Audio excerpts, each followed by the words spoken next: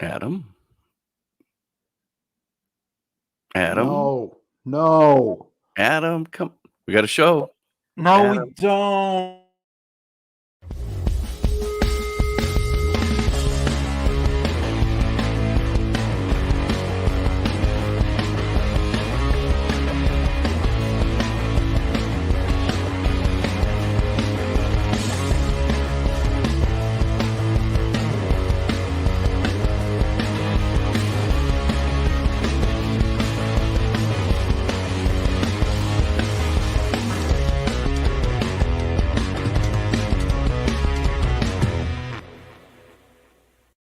Iowa Sports Review is brought to you today by Daniel Marks, licensed sales representative with United Healthcare. Turning 65? Welcome to Medicare. Call Daniel at 515-519-0040, TTY 711.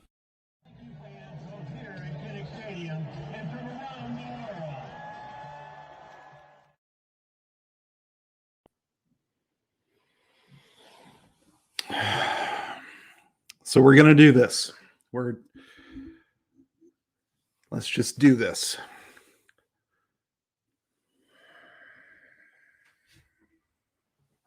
It's fine. It's fine. We're going to do the show. Hi, everybody. My name is Adam Jacobi from GoIowaAwesome.com. You are watching the Iowa Sports Review. And as you're probably aware, the number 2 Iowa Hawkeyes took on very, very unranked Purdue at Kinnick Stadium and laid an egg, I think is the most polite way we can put it. Your final score was 24-7. Never really in doubt. And in some ways, it almost feels like Iowa was lucky to only lose by 17 to Purdue. Number 2 Iowa, 3 wins against ranked opponents, and they did not look like they even wanted to be on the field today. So this was bad on par with the Colorado State game. Somehow, some way, Purdue's strategy of just use 3 quarterbacks and do weird things with all of them. Somehow that worked.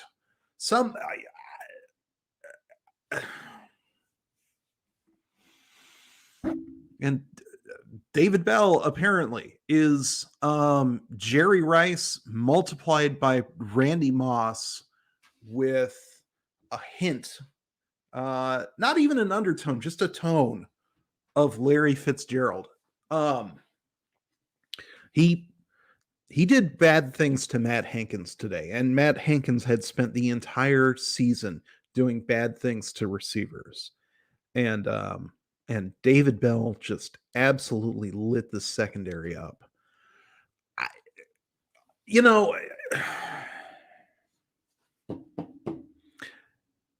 I haven't even looked at the chat. I can't even imagine. Let's wait on in. Let's do this. All right. So if you're watching on YouTube, and I certainly hope you are, you're going to see the chat on the right or the bottom right, depending on what your layout is. We'll try to keep it PG for the kids. And this is, Iowa football is for the children. We all knew that. But yeah, I'm sure we've got a lot to talk about. Clinton, no changes at halftime. So hard to watch. Yeah. But, at the same time, it felt like some of those games often against Purdue, take from that what you will, that, David Bell decided that there was nobody on that field who was going to be able to cover him. And honestly, I mean, Matt Hankins was the Thorpe Award frontrunner. So if he's not the answer, and Riley Moss is out with an injury, and by the way, let's take a note of everyone who said, "Oh, we'll be fine without him." not so much. And it's not as if Bell was the only receiver making plays for Purdue. The Boilermakers' third down success percentage, use your words, Adam, third down success, conversion rates, and what have you, must have been somewhere between 80% and 155%, somewhere in that area. For as vaunted a defense as Iowa has, and they have earned that reputation, this is not the first time that we've seen them really struggle with third downs, especially against a quarterback who provides some danger not only with his arm but with his feet. And that is something that is obviously concerning. And I'm not sure what the answer is, as I am not a coach. But maybe it's halftime adjustments, maybe it's a personnel thing. I don't know the answer, but that was frightening, to say the least, because if Purdue can do this, then what's to stop Wisconsin? What's to stop Northwestern? No, Northwestern's defense is too bad for that. Right. I feel like everyone saw this. Nick, good to see you once again, friend. Just kept ignoring it. I'm dead inside. This is the type of game that, unfortunately we've seen from the Ferentz regime too many times, although you give a coach 23 years at one program and there's going to be some eggs laid by any team. But this is sort of why I kept saying enjoy it while it happens. Because the ride can end whenever, it does. And it's easy to look at a win against a team like Penn State and say, oh, this team's cleared its final hurdle or what have you. But college football, especially for a team whose offense is self-challenged, we'll put it that way. Every game is a potential loss. It just is what it is. And so we might as well take advantage of Iowa being in the top 5, because it doesn't happen very often. And so even though, you can make the case that we all sort of saw it coming in the back of our heads. Kind of, it's not like everybody was betting against the Hawkeyes on the money line or anything like that. And don't bet on college sports. Don't do it. But, it's one thing to say that, yeah, we were sort of worried about it. I don't think anybody actually was going out there and predicting Purdue to win by 17 points. But, yeah, Iowa's just not athletic enough and talented enough to be able to just mess around for 3 quarters and say, well, we'll still have this. They weren't built for that comeback, as the announcer said, and it stinks when there's what I would consider lazy commentary that just gets proven true. And so when the announcers were like, is Iowa built? Like we've seen great plays from Tyrone Tracy. We know Charlie Jones, and to an extent, Reganey can make downfield plays. We've even seen it from Laporta.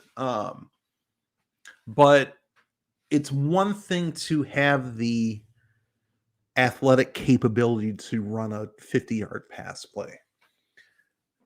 It's another, and it's more concerning when the players just aren't put in position to be making these dynamic plays. And we can say, well, no one can get open, but you sort of have to scheme guys open sometimes. And that means more than just running a 2-yard out route, which is still somehow heavily in the playbook rotation for this team, despite it not being a good play to run. Like, the best case scenario on those routes stinks. It just stinks. So hopefully there are some structural changes on the way, because as it stands right now, if I was not getting turnovers, and they really didn't do a good job of that today, um, it doesn't look like the rest of the team can bail them out. And that's not to put the onus on any one phase of the team, because I'm frankly, offense, defense, special teams, run game, run defense, pass defense, like you name it. And Iowa got beat in that phase of the game today. They just got beat on every level. So in one sense, I mean, what is there to regret? You know what? There's no one thing that was going to make this different and make this a win. They got it handed to them, and sometimes you just got to take your whooping and get back at it and hope it doesn't beat you twice. David Bell. I hope we never see him line up against the Hawkeyes again. That was on par with what James Hardy did to the Hawkeyes. By the way, rest in peace, James Hardy. And rest in peace to Adam Jacobi, who is still alive, but had terrible things done to him in that game. I mean, it felt like that all over again. And the fact that Jeff Brom has won 16 games in, was it 5+ years in the Big Ten, and 4 of those 16 are against the Hawkeyes, like, and against a really, really good stretch of Hawkeye football too. Like, what do you say? What do you even say to something like that? Yeah. Oh, the real Hayden. I don't want to do this. No one's here because we want to be here. Listen, we're just going to let it out. We're just, this is part of the grieving process. Is you have to communicate your feelings. Don't compartmentalize them. This is going to be a healing session. I'm here to guide your healing. And if I'm here to guide healing, you're really in trouble. What's the hot take on Spencer Petras? I don't know. Like, I bet if Nate Stanley were here, he'd be like, "So you guys miss me yet?" Because I think we sort of took Nate Stanley for granted. And I think Nate Stanley is better than Petras at this point in his career, and by a pretty substantial margin. And so Iowa misses him. I think the offense misses him more than we wanted to believe. And I do think Stanley would have struggled against this offensive line too. And the fact that Karlaftis kept getting single blocking assignments when it was abundantly clear that Iowa could not block him one-on-one, but they kept trying for some reason. A little bit terrifying. So, the hot take on Petras, I'll say this. There's a fine line between game management and bad quarterbacking. And I'm not saying that today's loss is on Petras. Again, it's on every single phase of the game. Every single one of them. Because there wasn't anything Iowa did better than Purdue today. Not one. But the fact that when Iowa needed its quarterback to be able to throw downfield competently, 3 interceptions in the fourth quarter, a couple of them which were, genuinely bad throws. It said a lot about how much you really can expect from Petras as a quarterback. And we saw signs of it in the first quarter against Penn State too. Now he got that one under control, but it certainly helped to have as many opportunities to even start a drive as Iowa did against Penn State. Didn't really see that as much against Purdue because the crowd This time, for whatever reason, wasn't forcing 8 false starts. Could have used that again, but yeah, I mean, Purdue executed a really good game plan to nullify what Iowa's strengths would be. And so hats off to Brom for that. I wish he would do that against the rest of the Big Ten so Iowa wouldn't look so bad whenever this happens, because it happens a lot. Still, I'll say this about Petrus. I don't think there's any evidence that any other quarterbacks on this team would have done better, have earned any playing time aside from the garbage minutes, if you will. Then we can be upset about Petrus, but we also sort of have to understand that we're also being upset about what a quarterback's role is in a Brian Ferentz, Kirk Ferentz offense, right? They don't throw the ball downfield because, I mean, probably as much as anything, the playbook doesn't really have a lot of automatic touchdown plays. We'll put it that way.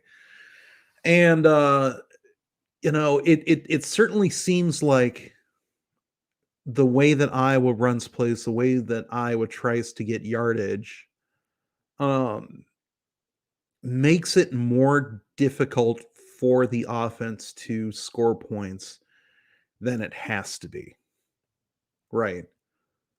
Like as long as Iowa's taking care of the basics, catching every ball, falling forward, not throwing interceptions, then yeah, they can grind out drives, but they have to get points out of those drives. The 17-play, 68-yard drive that ends in a missed field goal is such a phenomenal waste of time and effort.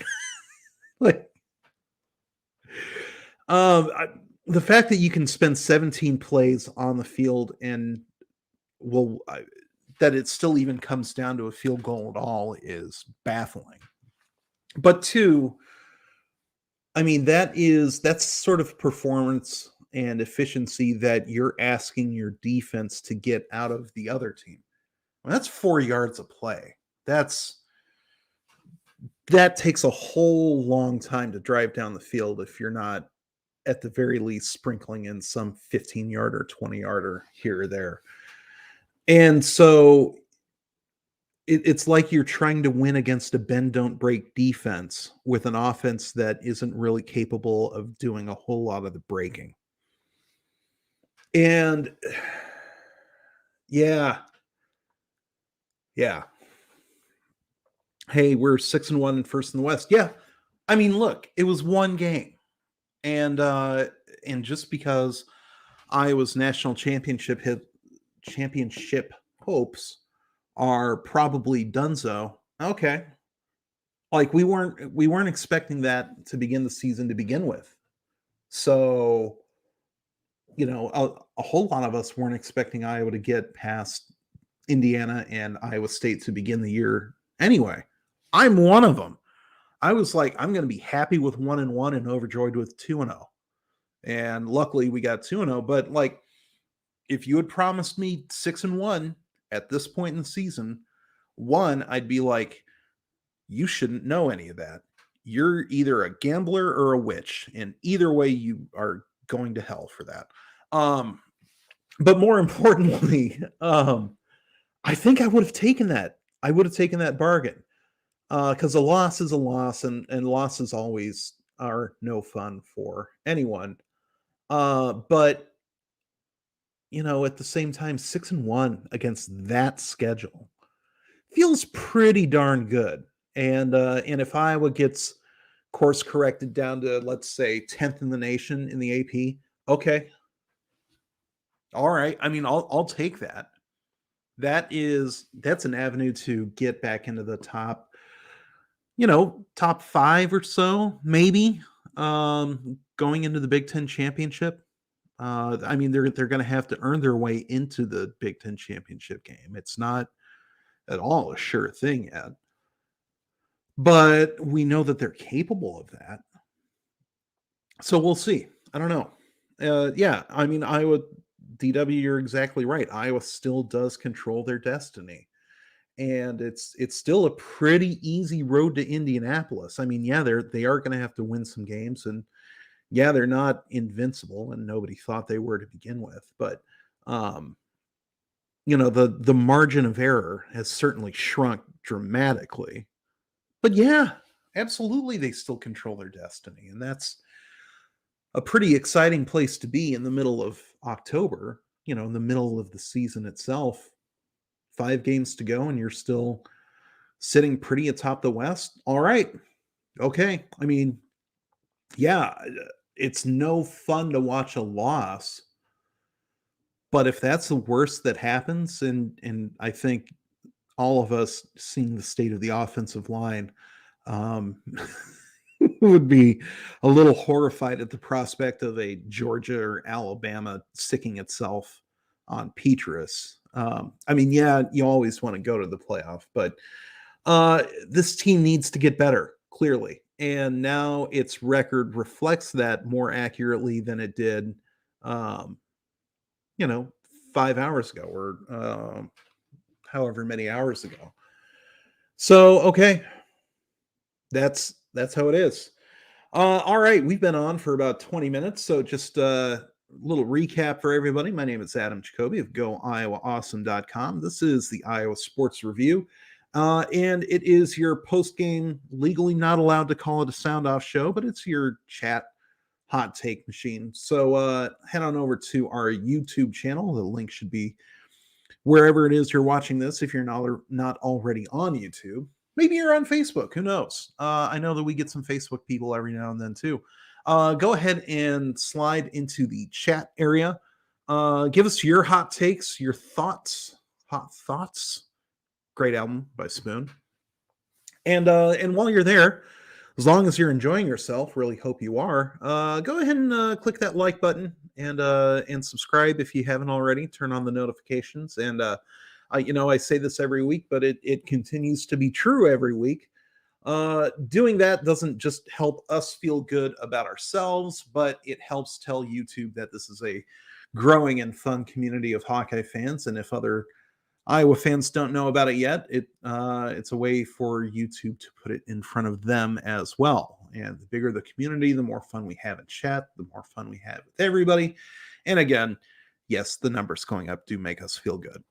So we're right on the cusp of 150, and it really was not all that long ago that we were just cracking 100 subscribers. So really awesome to see the amount of interaction that we've had with all of you, and to see that community continue to grow at such a rate. We love to see it. So please keep supporting us if you do so choose. All right. Yeah, Ken O'Keefe needs to be shown the door. QB play has been trashed since 2009. Hot take from Joe there. I don't worry about Ken O'Keefe's track record with quarterbacks as much as most people do. Because, I mean, his track record includes Brad Banks, who got a whole lot better from 2001 to 2002. It includes Drew Tate, Nathan Chandler, Ricky Stanzi, CJ Beathard. I mean, even Jake Rudock got a cup of coffee in the NFL. So I'm not throwing the quarterbacks under the bus necessarily. And I think that O'Keefe did a pretty darn good job with Nate Stanley too. I don't think he was great, but he's better than this. I think we need to sort of look at the reality that what a quarterback is asked to do in this offense is quite often not going to be productive compared to the rest of college football. A colleague of mine in the Go Iowa Awesome Slack channel mentioned that it feels like Kirk Ferentz is still stuck in about like 1984 or so, and it's just, for whatever reason, it just hasn't clicked with him that offenses can do a whole lot more. So they still try to grind out every first down instead of, I mean, gosh, 2 quarterback sneaks on 3rd and 2 and not being able to convert them instead of, just trying to get yardage instead of, instead of putting the battlegrounds right at that line of scrimmage and trying to scratch and claw for 6 feet. Just run a slant, you know? But, it again, like, the offense just has training wheels on it, and make of that what you will. I don't think that means Ken O'Keefe needs to be fired, but I do think there needs to be wholesale changes to the structure of the offense. I mean, all you have to do is just turn on. I mean, I've got the Oklahoma game in the background, that little bit that I can actually see, and say what you will about the Big 12 and its defense or lack thereof, but you know, bring up any other conference. Heck, go over to the Big 10 East. They can scheme guys open all the time over there. So, I don't want to put it on the receivers because we've seen them do some really athletic stuff. Um, I'm not sure it is a matter of the quarterbacks not doing what the coaches want them to do. And I'm not even sure that it's a matter of bad mechanics from Petrus, although I think there is something missing there from his mechanics when he has to uh, start improvising. His footwork in the pocket, once those progressions start happening, is dicey, to say the least. And his composure, as soon as he sees somebody in his face, and gosh, with a line like this, it's a lot. Uh, but once he sees somebody in his face, all of a sudden those mechanics really start to suffer. And he's not exactly Pat Mahomes with the arm strength. I mean, he's got a good strong arm, but he doesn't have a good enough arm to make up for bad fundamentals or bad decision making. So between that and an offense which just doesn't push the ball downfield with its passing very often, you're always going to see results that underwhelm you, or at the very least, you're going to see those results probably 70-80% of the time. Now, there's always going to be games like 55-24 where everything just goes bonkers and Nate Stanley plays the game of his life against of all defenses, Ohio State. Sure. Okay. But those are sort of the exceptions that prove the rule, right? I think pretty much everybody expected Iowa to maybe get 200, 300 yards, maybe get 20 points if the defense helps out. I think people expected that a whole lot more than a 40-point outburst. And it's not like Purdue had an overwhelming defense coming into the game. It's at this point, you just sort of have to know what to expect from a Kirk Ferentz team. You just do. We didn't even punt better than Purdue. Yeah.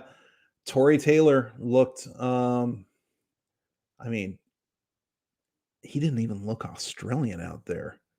It's tragic, I know.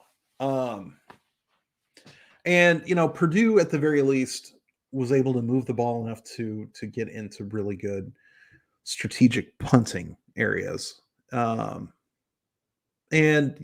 the wind played a little bit of a part of it too. But yeah, Taylor didn't look great. I'm not sure the fans were even chanting MVP for him by the end of the game, which a shocking turn of events there too. But yeah, I mean, as I said, Purdue just beat Iowa at pretty much every single phase of the game. So being a stickler on this part or that part as the reason sort of misses the bigger picture. And in a way, it's sort of comforting. Which, I mean, I'm asking you to to take a walk with me on this one. But I say it's comforting because at no point during that game where you would a rational fan think, oh, Iowa's got this in the bag. Oh, they're not losing this.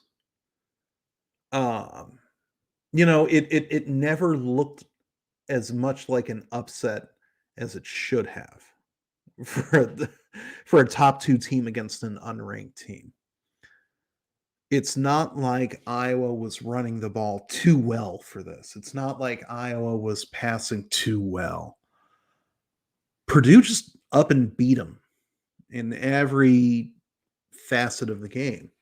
And so if that's the case, then there's really nothing to regret. There's no one thing that the game hinged on. There's no, we talk about luck as a determining factor in, great magical seasons. But it's not just that luck wasn't on Iowa's side. This was just a beating. So, all right. Not a whole lot you can change there. Not a whole lot to wish was different. Yeah, you just get beat sometimes. And it's too bad because I really enjoyed this whole Iowa undefeated top 5, that little moment in the sun. And, I'm not going to lie. I sort of enjoyed seeing how upset it made Penn State fans. Go ahead and check our mentions right now for how much they still care about that game and their silly little injury plan. But no, they're not mad though. They're not mad.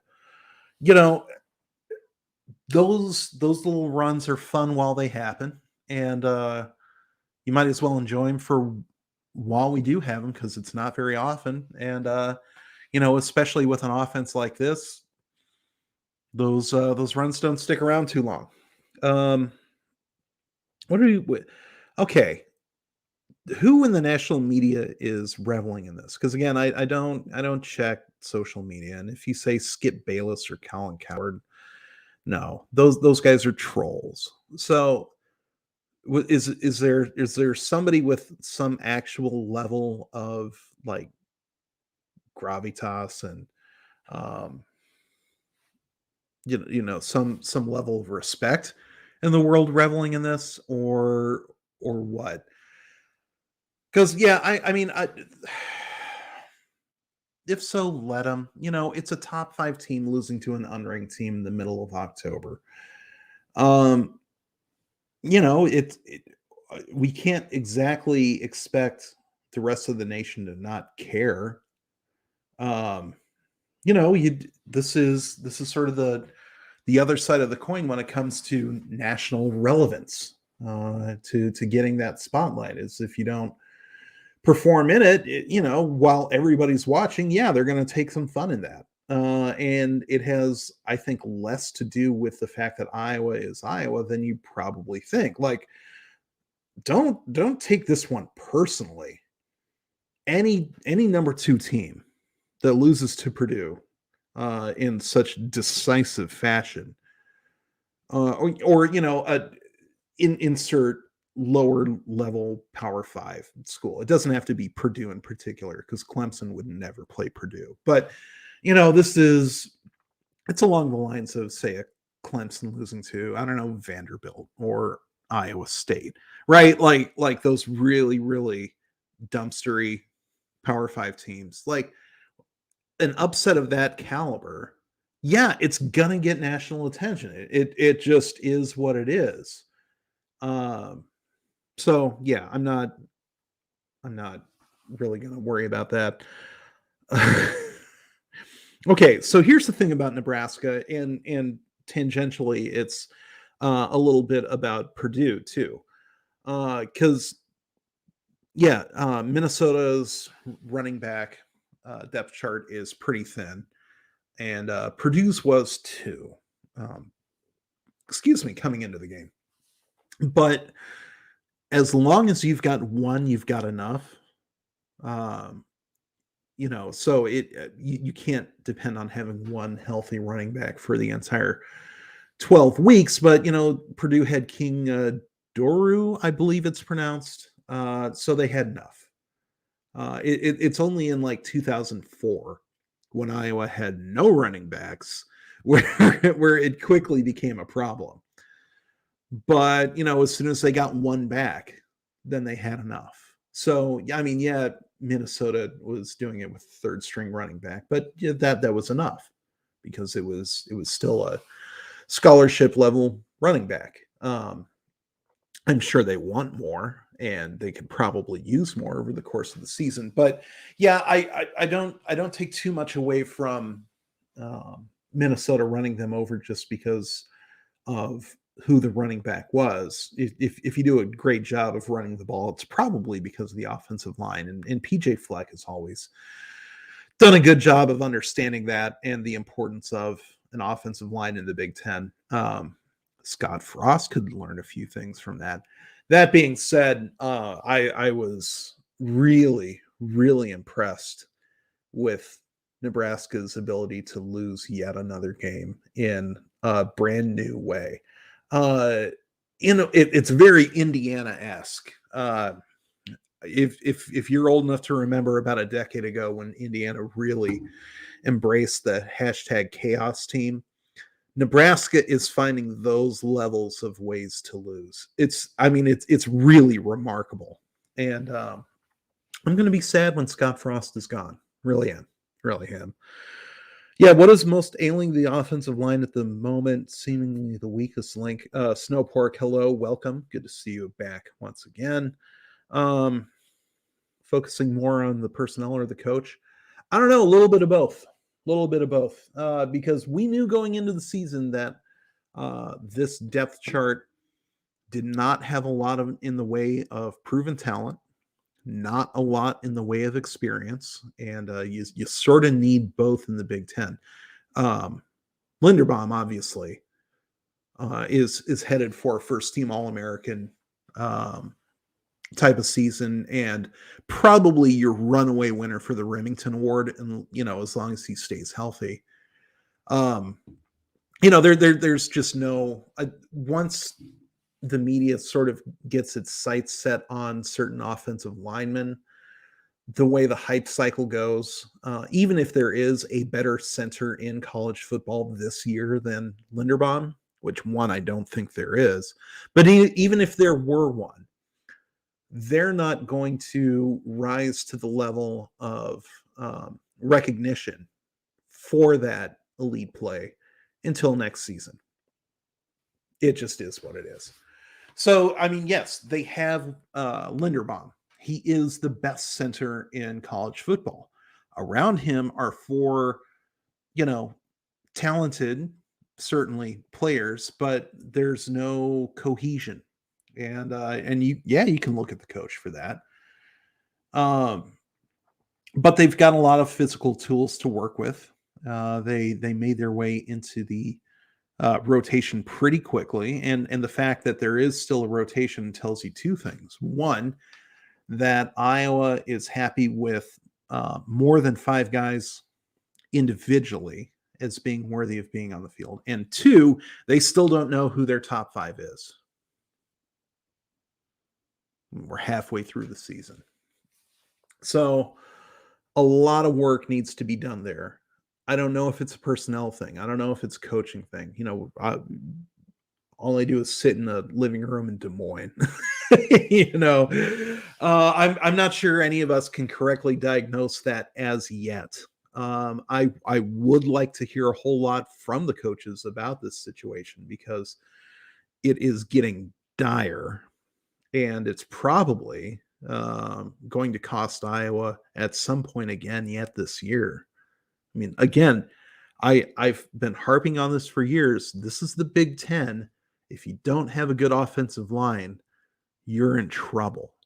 And Iowa had been able to avoid that for half the season. But we were all sort of whistling past the graveyard on that one. The total offensive numbers were, I believe, below 100th in FBS coming into today and did not improve. So, but that's the Iowa offense has never been that 40-point, 500-yard every single day sort of situation, not since 2002, really. So it's, I keep coming back to it. This is what to expect. This is Iowa football, for better or worse. And today it was worse. It was very worse. So hopefully that line gets better next week, or excuse me, next season. I don't know about next week.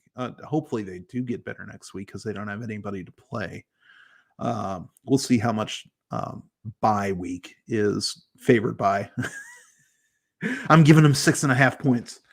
Brigham Young East, BYE. But yeah, there's definitely some work to be done there. Fortunately, I think that they have the benefit of the doubt just because this is a Kirk Ferentz team and the offensive line, whenever it's bad, isn't bad for very long. That's typically been the case. But yeah, it's really too bad that this is one of the years that it's not that good because the rest of the team can't make up for that. And I'm not sure how many teams in the Big Ten can.